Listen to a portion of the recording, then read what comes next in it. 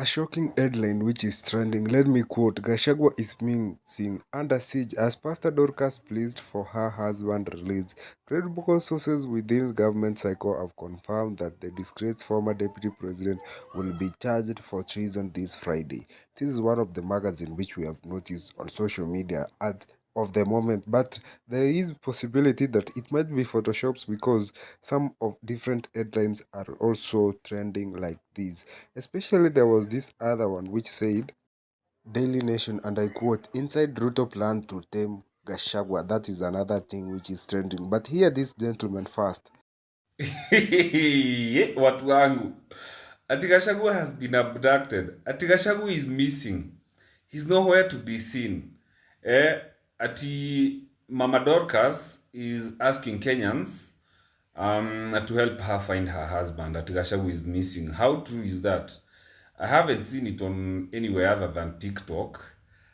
So it's not confirmed, but you can dig for information and let us know in the comment below.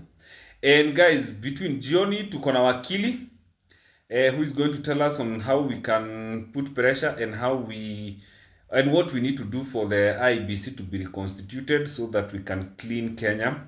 The MPs deserve to go home. Do you know you don't have to suffer for 5 years because of a wrong decision you make at the ballot? The constitution has given you a way out. You can impeach the president, you can impeach governor, anybody, even the MPs. The reality is that these photos and these magazine were photoshopped. They are not real because these two magazines, the Standard and the Nation, had different headline. But of the moment, we have seen how political temperature in the country are really brewing. And Mr. Rigathi Gachagua has been accused of being the one behind abduction for sympathy. And they're saying that, or they were alleging that Mr. Rigathi Gachagua was just among the people who are using this influence to. There is a unit of police officers that are not under the command of the Inspector General of Police that are carrying out these abductions and killings.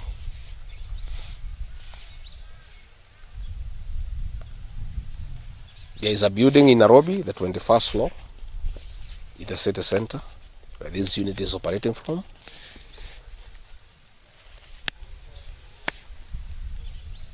Led by a certain Mr. Abel, will be giving a second name in the next 1 week or so. This is a unit of officers drawn from across security agencies that are not under the command of the Inspector General of Police. Abel is a cousin to a very senior government official in this administration. And if this unit is not dismantled, we'll be giving the name of the building and the full names of that officer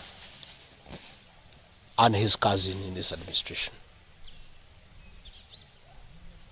And these people are not answerable to the Inspector General of Police. Your guess is as good as mine as to who is the commander of that unit.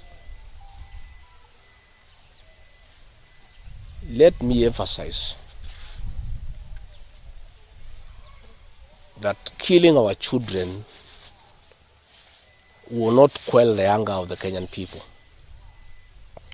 People are very angry with this administration. Abducting young people is not a solution. You must address the cause of the disquiet, of the discontent. Why are people aggrieved with this administration? That must be dealt with. Abducting these children and killing them is not a solution.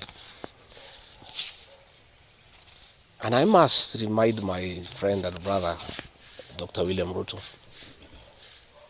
that since independence, no government has ever gone for children. This is the first administration in the history of this country to target children for repression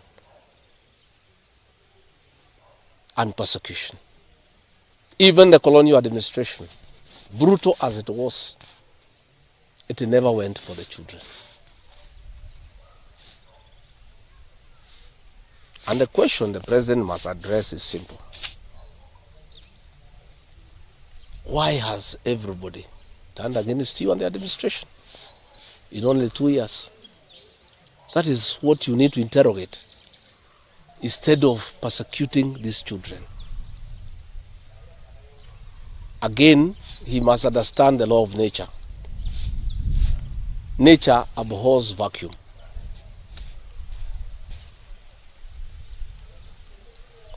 When you swallow the opposition and there is nobody to hold you to account, when you capture parliament and other institutions of oversight, since nature abhors vacuum, other formations will emerge to oversight you and hold you to account. And that is how the church has come up to hold the government to account. And that is how these young Kenyans have come out to hold the government to account. In the unfortunate event that these children were to be muzzled and silenced through death and abductions and other extrajudicial methods of silencing dissent, some new formations will also come up to hold the government in check because nature abhors vacuum. So the amount of repression that is going on in the country is unparalleled, it is unprecedented, and it needs... Asked Trevor, are the sentiments on the ground positive or negative towards the president? And if you don't give proper feedback to the head of state, you are not helping him. If it is the people like Ojienda he's going to listen to, his goose is cooked, I can assure you. You asked him to speak. I use the road from Nakuru through Moroni. If I stop there to take a bathroom break and ask the people of Moroni about the situation on the ground in terms of the promises of this government, ask Tom Ojienda what happened to Moroni Mamboleo. Ask him. Are the people happy? The contractors are back. No, just the contractors are back on site. 3 days ago. Just write it down. 3 days ago. If he's saying 3 days ago, because he knows I was there over Christmas. No, 3 days ago. Stop lying to the president, my friend. The truth of the matter is things are not okay. Trevor, if you want to know the clearest indication that the people around the president have noticed that things are bad and there's very little they can do to change his fortunes prior to 2027, you listen to what they are saying. They are no longer parroting his successes or perceived successes. They are threatening to violate the constitution. When you hear people like Kamket and Sudi say that it is possible that he loses the election and refuses to leave office, that is not somebody who is clear in his mind that he is popular and that he's going to win a second term. That tells you that they are in panic. They know that they are in trouble. The only way to win a re-election, Trevor, is promises kept. The things that you told us would not happen under your administration, can they stop happening? Yeah. And I would advise the president that this year, I wish all of us as leadership in this country work on the software problems. The software is the issue, Professor Ojienda. You are not going to celebrate building roads that we then use to zigzag between mortuaries and police stations to look for our loved ones. If you are talking about housing, how can you be telling us about housing? We want to know those houses where people are being tortured, where are they? Who is running those houses? Those are the houses you need to tell us about.